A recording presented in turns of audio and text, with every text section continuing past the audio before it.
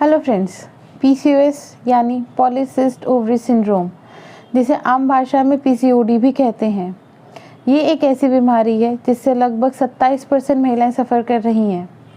एक स्टडी में देखा गया है कि आज भी 70% ऐसी महिलाएं जिन्हें ये भी नहीं पता कि उन्हें पीसीओएस है। आज इस वीडियो में हम बात करेंगे इस बीमारी, उसके सिम्टम्स के बारे में और बताए जाएंगे आपको ट्रीटमेंट, और साथ ही कुछ ऐसी खास बातें आपको बताई जाएंगी जिससे आप इस बीमारी से बचे रह सकते हैं। तो जानने के लिए बने रहें मेरे साथ मेरे चैनल पे।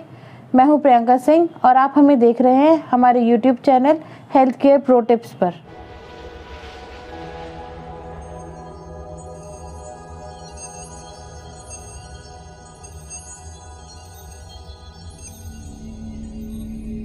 तो चलिए फ्रेंड्स, जानते हैं इस बीमारी के बारे में डिटेल में। पहले तो जान लेते हैं ये बीमारी कौन से एज ग्रुप को इफ़ेक्ट करती है। ये बीमारी 15 से 44 साल की महिलाओं को इफ़ेक्ट करती है। अब ये पीसीओएस होता क्या है? पीसीओएस महिलाओं की ओवरीज को इफ़ेक्ट करती हैं। अब ये ओवरीज क्या होती हैं? ओवरीज महिलाओं में पाया जाने वाला ऐसा ऑर्गन है जो महिलाओं के यूट्रस या फिर बच्चादानी से जुड़ा हुआ होता है और आगे चल के प्रेगनेंसी में हेल्प करता है। ये ओवरीज 3 हार्मोन्स को रिलीज़ करती हैं, एस्ट्रोजन, प्रोजेस्टेरॉन और एंड्रोजन। एस्ट्रोजन और प्रोजेस्टेरॉन 2 फीमेल हार्मोन्स हैं। एस्ट्रोजन पीरियड्स को रेगुलेट करता है या फिर कंट्रोल करता है। प्रोजेस्टेरॉन प्रेगनेंसी में हेल्प कराता है और ये दोनों हार्मोन साथ में मिलकर प्रेगनेंसी में होने वाले बॉडी चेंजेस में हेल्प कराते हैं। अब बात करते हैं एंड्रोजन के बारे में। एंड्रोजन एक मेल हार्मोन है। फीमेल बॉडी एंड्रोजन रिलीज़ करती है लेकिन कम मात्रा में। अब पीसीओएस में क्या होता है? पीसीओएस में इन्हीं 3 हार्मोन्स का इम्बैलेंस होता है। इस बीमारी की वजह से हमारी ओवरीज में सिस्ट यानी पानी की गांठें बन जाती हैं, मेल हार्मोन का लेवल बढ़ जाता है, हमारे पीरियड स्किप हो जाते हैं या फिर इरेगुलर हो जाते हैं और प्रेगनेंसी के चांसेस कम हो जाते हैं। चलिए जानते हैं ये बीमारी होने के क्या कारण हैं। पहला कारण है जेनेटिक, मतलब इस बीमारी के एक पीढ़ी से दूसरी पीढ़ी ट्रांसफ़र होने के बहुत ज़्यादा चांसेस हैं। दूसरा कारण है डायबिटीज़ यानी कि शुगर। इस बीमारी में हमारी बॉडी इंसुलिन को ठीक से यूज़ नहीं कर पाती है और इंसुलिन की डिमांड करती है, जिसकी वजह से हमारी बॉडी इंसुलिन की मात्रा को बढ़ा देती है।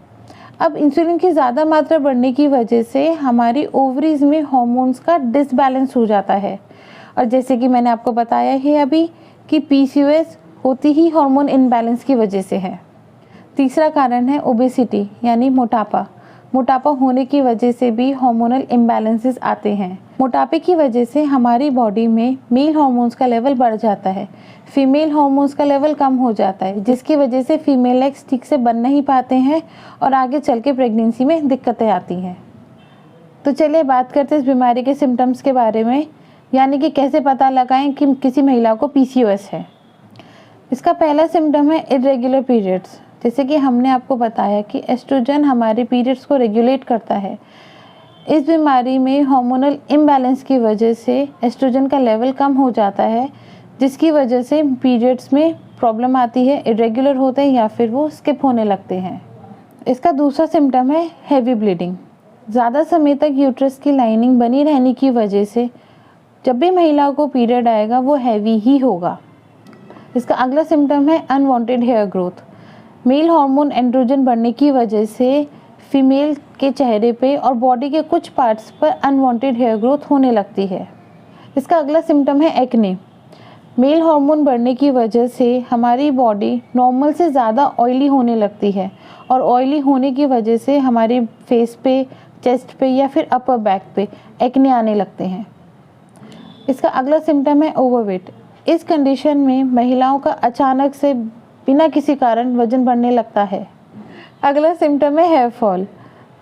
सर के बाल हल्के पड़ने लगते हैं, जिसकी वजह से वो झड़ने लगते हैं। अगला सिम्टम है डार्कनिंग ऑफ स्किन। चेहरे पे, नेक पे, इनर थाई पे या ब्रेस्ट के आसपास डार्क स्किन के पैचेस बनने लगते हैं। अगला सिम्टम है हेडेक। हार्मोनल इम्बैलेंस की वजह से सिर दर्द रहने लगता है।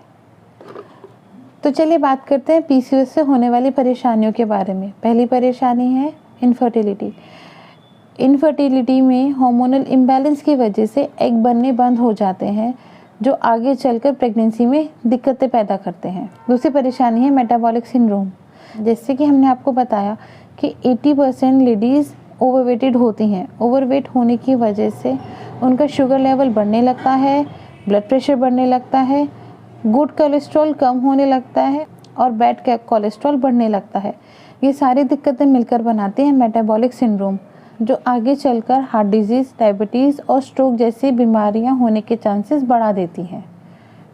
स्लीप एपनिया, नींद में बार बार सांस लेने में दिक्कत होना और नींद का टूटना, इसे कहते हैं स्लीप एपनिया। जो लेडीज़ ओवरवेटेड होती हैं उनको ये दिक्कत ज़्यादा होती है। एंडोमेट्रियल कैंसर, ओव्यूलेशन या फिर जब एग्स बनते हैं और फर्टिलाइज नहीं होते तो यूट्रस की इनर लाइनिंग शेड होने लगती हैं। अगर किसी वजह से ओव्यूलेशन नहीं हुआ या एग नहीं बने तो यूट्रस की इनर लाइनिंग शेड नहीं होती है। ज़्यादा दिन तक शेड ना होने की वजह से इनर लाइनिंग थिक होने लगती है, जो एंडोमेट्रियल कैंसर के चांसेस बढ़ा देती है। अगली परेशानी है डिप्रेशन। हार्मोनल चेंजेस से आई दिक्कतें और जो बॉडी में चेंजेस आते हैं साथ मिलकर किसी भी महिला को इमोशनली परेशान कर सकते हैं, जिसकी वजह से उन्हें डिप्रेशन या एंजाइटी होती है। अगर आपको ये वीडियो पसंद आ रहा है तो प्लीज़ लाइक बटन दबा के इस वीडियो को लाइक कीजिए। तो चलिए बात करते हैं इस बीमारी के इलाज के बारे में। पहला है लूज़ वेट। अगर 5 से 10% वेट भी कम किया जाए तो इस बीमारी के इलाज में काफ़ी मदद मिलती है।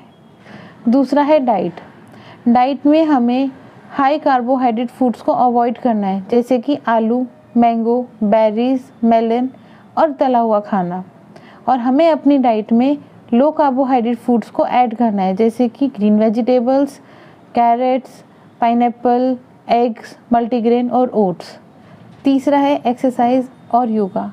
अगर हम अपनी लाइफस्टाइल में डेली की 30 से 40 मिनट की एक्सरसाइज या योगा ऐड कर लें तो इस बीमारी के इलाज में काफ़ी मदद मिल सकती है।